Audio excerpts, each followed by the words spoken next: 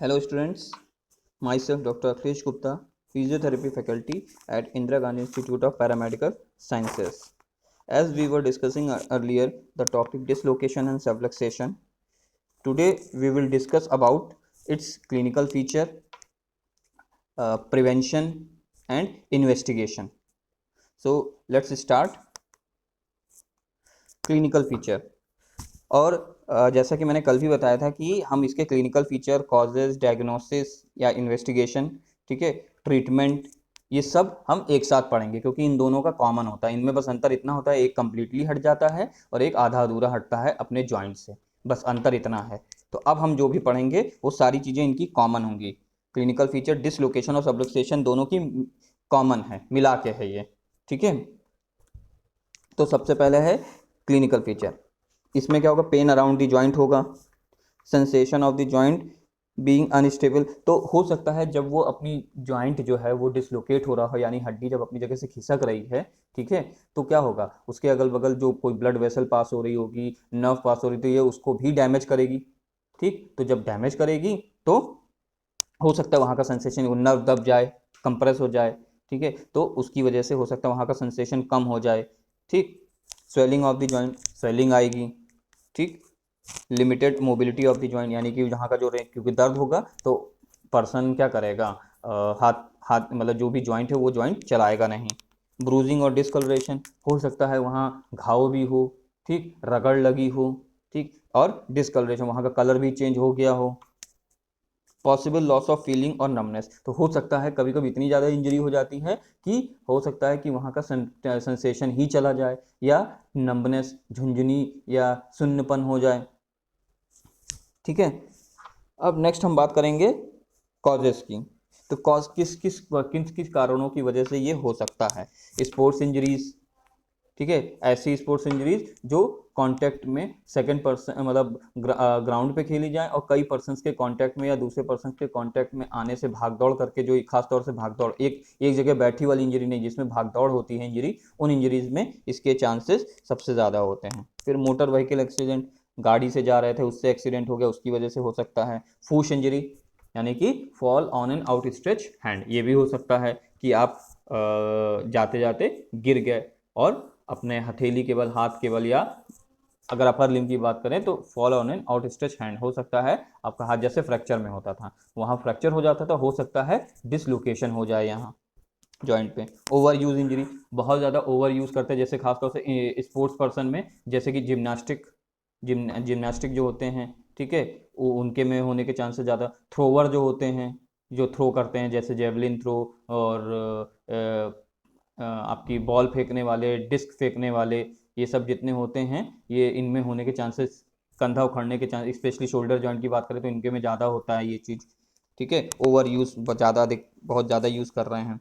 Medical condition like laxity, एक condition होती है लेक्सिटी, हमने पहले भी बात की है, यानी कि ढीला पड़, लिगामेंट्स का या सॉफ्ट स्ट्रक्चर का ढीला पड़ जाना, ये हार्मोनल कंट्रोल, हार्मोनल चेंजेस है और ये हार्मोन से कंट्रोल होता है, ठीक है, ठीक। और ये हेरिडिटरी होता है, यानी कि हमें माता पिता से भी अपने या दादा दादी से भी मिल सकता है ये, ठीक है। वो इतना ज़्यादा लूज है कि बार बार डिसलोकेशन हो जा रहा है, ये भी कारण हो सकता है। और सब्सटेबिलिटी टू फॉल, हो सकता है किसी किसी की टेंडेंसी होती है कि उसका बैलेंस गड़बड़ हो, ठीक है, उसकी आईसाइट गड़बड़ हो, ठीक है, उसको कोई और दिक्कत हो, उसने कोई ऐसी दवाई खाई हो जिसकी वजह से उसको कमजोरी आ रही हो, चक्कर जैसा लग रहा हो, ठीक है, ठीक। तो उसमें भी हो सकता है कि उसमें जब मतलब उसमें गिर जाए और हो सकता है उसको डिसलोकेशन या सबलक्सेशन हो जाए, ठीक। अब हम डायग्नोसिस कैसे करेंगे, ठीक है। तो डायग्नोसिस में सबसे पहले हम बात करेंगे हिस्ट्री टेकिंग की, यानी कि हम पेशेंट से पूछेंगे, क्या पूछेंगे, the circumstances that lead to the injury, यानी क्या कारण है जिसकी वजह से आपको ये इंजरी हुई, यानी हम पूछते हैं ना मोड ऑफ इंजरी या मैकेनिज्म ऑफ इंजरी, ये कहने का मतलब है कैसे गिरे, कैसे गिरे, क्या कर रहे थे। The time eight which the injury occurred, ठीक है, किस समय आपको चोट लगी, किस समय का मतलब है इनका कि कितने दिन पहले लगी, ठीक है, कितना टाइम हो गया है चोट लगे हुए। The type of force apply to the joint, किस तरह का फोर्स था, झटके वाला था, खिंचाव वाला था, ठीक है, यानी पुल वाला था या पुश वाला था, किसी ने धक्का दिया या हाथ खींचा, ठीक है, किस तरह का था। एसोसिएटेड इंजरी, इसके साथ कोई और आपको दिक्कत तो नहीं है और कोई चोट तो नहीं लगी है, ठीक है, ये भी पूछेंगे। Other medical and orthopaedic history, ये भी पूछेंगे कि इससे पहले तो आपको कोई और दिक्कत तो नहीं थी इससे रिलेटेड, या ऑर्थोपेडिक यानी हड्डी से रिलेटेड कोई दिक्कत तो नहीं थी आपको, ये भी पूछेंगे उससे कि मान लो ऑस्टियोपोरोसिस रहा हो, ठीक है, तो हमको कारण पता चल जाएगा क्यों हुआ, ठीक, या रिसेंटली फ्रैक्चर हुआ हो तो उतना मजबूत ना हो जॉइंट, तो इस वजह से भी हो सकता है दोबारा, या डिसलोकेशन ये, ठीक। मेडिकल एंड एलर्जीज, ये मेडिकेशन एंड एलर्जीज, तो ये भी पूछेंगे आप कोई दवाई तो नहीं ले रहे हैं, या आपको किसी चीज़ से एलर्जी तो नहीं है, क्योंकि आप ट्रीटमेंट शुरू करने जा रहे हैं तो इसलिए आपको पूछना जरूरी है, ठीक। यूज़ ऑफ अल्कोहल और अदर एलिसिड ड्रग, आप मतलब अल्कोहल का यूज़ तो नहीं करते हैं, ठीक, या ऐसी ड्रग जो बिल्कुल मना हो, ठीक है, वो सारी चीज़ें तो नहीं लेते हैं। Time of last oral intake, और वो जो दवाई जो भी आप दवाई लेते हैं, ठीक है, वो आपने कब ली थी, ठीक, या आपने जो भी खाया पिया था वो कब लास्ट कब खाया पिया था, ये भी पूछते हैं।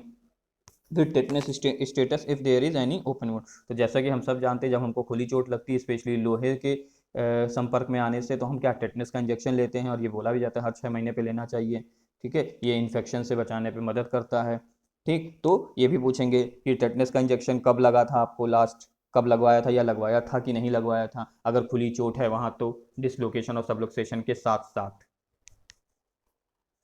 नेक्स्ट हम बात करेंगे रेडियोलॉजिकल एग्जामिनेशन, यानी कि जिसमें हम X-ray, CT scan, bone scan और एमआरआई कराते हैं पता करने के लिए कि डिसलोकेशन है, कितना डिसलोकेशन है, और जो बोन है वो डिसलोकेट होके किस तरफ गई है, ठीक है, एंटीरियर, पोस्टीरियर, सुपीरियर, इन्फीरियर, किस तरह का है डिसलोकेशन या सबलक्सेशन, और इससे ये भी पता चल जाएगा कि डिसलोकेशन है या सबलक्सेशन है, इससे भी, क्योंकि मैंने बताया ना दोनों के सिम्टम एक ही हो जैसे होते हैं लगभग, तो इसलिए ये डिफ्रेंशिएट करना कि ये एग्जैक्टली सबलक्सेशन है और ये एग्जैक्टली डिसलोकेशन है, ये नहीं क्लियर करता, इसलिए हमको एक्सरे कराना पड़ता है, तो ये भी क्लियर हो जाता है ये डिसलोकेशन है और ये सबलक्सेशन है, ठीक। अब हम बात करेंगे प्रिवेंशन की, यानी कि हमको ऐसे क्या क्या प्रिकॉशन लेने चाहिए, या ठीक है, जिससे कि हमें डिसलोकेशन होने के चांसेस या सबलक्सेशन होने के चांसेस बहुत कम हो, या कुल मिला के हम कहें हमें चोट लगने से बचना चाहिए कुल मिला के, ऐसा नहीं कि सिर्फ डिसलोकेशन होने से बचना चाहिए, नॉर्मल चोटों से भी बचना चाहिए हमें,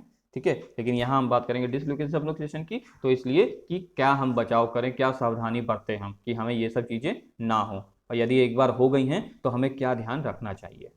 तो आइए शुरू करते हैं। सबसे पहला है take precautions to avoid fall, तो आपको ध्यान रखना चाहिए, आपको प्रिकॉशन रखना चाहिए कि आप गिरे ना, ठीक है, जैसा कि मैंने बोला था कि गिरने के कारण क्या क्या हो सकते हैं, आईसाइट कमज़ोर हो, बैलेंस पुअर हो, कोई ऐसी दवाई डॉक्टर ने लिखी हो जो आपको पता ना हो और वो आपके शरीर पे ऐसा इफेक्ट डाले कि आपको थकावट जैसा लगे, नींद नींद जैसा लगे, जिसे हम डिजीनेस बोलते हैं, तो वैसा कुछ, तो उन सब का प्रिकॉशन रखना है। तो सबसे पहले get your eye check regularly, आपको अपनी आंखों का नियमित रूप से चेकअप कराना चाहिए, ठीक। Avoid taking drugs that makes you dizzy, और ऐसी दवाई लेने से बचना चाहिए, ठीक है, या तो अपने डॉक्टर से पूछ लें कि सर आपने कोई ऐसी दवाई तो नहीं दी थी, मतलब मुझे बहुत नींद आ रही है दवाई लेने के बाद, तो आपको डॉक्टर बता देगा कि हाँ इसमें ऐसा होता है, ठीक है, या इसमें ऐसा नहीं होता है, तो आपको अपने डॉक्टर से तुरंत संपर्क करना चाहिए अगर ऐसे सिम्टम आते हैं, ठीक है। Next, make sure that your living area are well lighted, और आपको ये भी ध्यान देना चाहिए कि आपका जो लिविंग एरिया जहाँ आप रहते हो वो प्रकाशित हो, या अच्छी लाइट हो, वहाँ रोशनी ठीक ठाक हो, ठीक है, स्पेशली बच्चों और ओल्ड एज की बात करें, ठीक है, ठीक, कि लाइट की कमी की वजह से ऐसा ना हो कि आप किसी चीज़ से टकरा जाएं, ठीक, और आप गिर जाएं, ठीक, तो ये भी ध्यान रखना चाहिए, तो अच्छी लाइट होनी चाहिए। कहने के लिए ये बहुत छोटी छोटी चीज़ें हैं लेकिन ये बहुत मायने रखती हैं, और जब चोट लग जाती है उसके बाद हमें ये सब चीज़ों का पता चलता है, जब हमें डॉक्टर हमें बताता ऐसा तो नहीं हुआ था वैसा, तो इसलिए हमें ध्यान रखना चाहिए। नेक्स्ट है प्ले सेफ्टी, यानी खेलते समय हमें क्या क्या सावधानी बरतनी चाहिए। Wear suggested protective gears when you play contact sport, तो आपको जो जो चीज़ें, यानी एक स्पोर्ट्स की एक कहने का मतलब है, एक स्पोर्ट्स जब खेलते हैं तो उसका एक पर्टिकुलर गैजेट होते हैं, पर्टिकुलर चीज़ें बताई जाती है, ये पहन के खेलिए, ये सेफ्टी लेके खेलिए, ठीक है। तो उसको हमको फॉलो करना चाहिए, जो भी गेम में या स्पोर्ट्स में बताया गया हो कि ये पहन के खेलना चाहिए, ये ऐसे खेलना चाहिए, तो उसको हमें ध्यान रखना चाहिए। अवॉइड रीअकरेंस, और अगर एक बार डिसलोकेशन या सबलक्सेशन हो गया है तो हमें बचना चाहिए कि दोबारा ना हो जाए।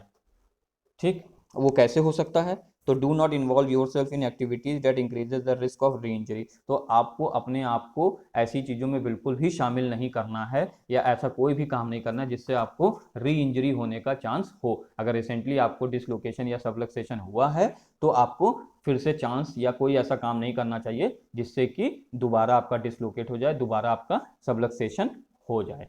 ठीक, ठीक है। और यदि अगर एक बार हो गया है तो दोबारा ना हो, इसके लिए क्या करना चाहिए? Do regular exercises as prescribed in earlier injury. और आपको आपके डॉक्टर ने जैसी एक्सरसाइज बताई होगी करने के लिए, ठीक है, ठीक, जैसी एक्सरसाइज बताई होगी करने के लिए, उसको आपको नियमित रूप से करना चाहिए ताकि आप अपने आप को फ्यूचर के लिए मजबूत कर सकें। क्योंकि आप ये तो नहीं कर सकते कि ज़िंदगी भर ऐसा कोई काम में इन्वॉल्व ना हो आप कभी, कि आपका डिसलोकेशन या सबलोकेशन फिर से ना हो। तो उसको अवॉइड करने, उससे बचने के लिए आपको जो एक्सरसाइज बताई गई होगी वो रेगुलर नियमित रूप से करना चाहिए ताकि वो पार्ट जो आपका डिसलोकेट या सबलक्सेट हुआ है, ठीक है, वो मजबूत हो जाए। ठीक है, ताकि कब को कभी मतलब ना चाहते हुए भी आपको ऐसी परिस्थिति में अगर आना पड़े तो दोबारा वो चीज़ ना हो। तो उसके लिए आपको नियमित रूप से पहले तो बचना चाहिए। और अगर मान लो क्या नाम है, आपका काम ऐसा है कि ना चाहते हुए भी आपको आना पड़े, ठीक, तो इसलिए आपको क्या करना है, नियमित रूप से एक्सरसाइज, जैसे स्पोर्ट्स पर्सन है वो ऐसा नहीं कि वो अपना खेलना छोड़ देंगे, ये तो नहीं कर सकते ना। तो इसलिए उनको दोबारा अपने गेम में वापस आने के लिए क्या करना चाहिए, रेगुलर नियमित एक्सरसाइज और करनी पड़ती है। ठीक है, तो आज के लिए बस इतना ही। Okay, thank you class. कल हम इसके आगे बात करेंगे ट्रीटमेंट और कॉम्प्लिकेशन की।